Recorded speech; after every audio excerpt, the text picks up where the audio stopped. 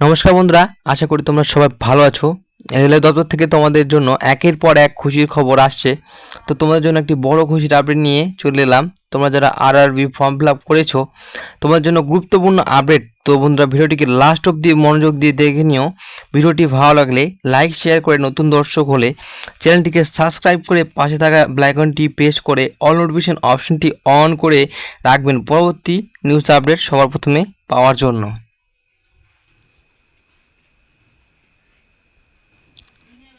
তো বন্ধুরা, তোমাদের এএলপি রেলওয়ে ভ্যাকান্সিটি যেভাবে বাড়িয়ে 5,696 থেকে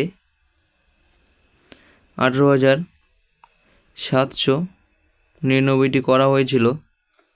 রেলওয়ের টেকনিশিয়ান ভ্যাকান্সিটি সেটি বাড়িয়ে প্রথমে তোমাদের যে ভ্যাকান্সি ছিল 9,144টি, এবং পরবর্তীতে তোমাদের যে ভ্যাকান্সিটি হয়েছে 30,365টি।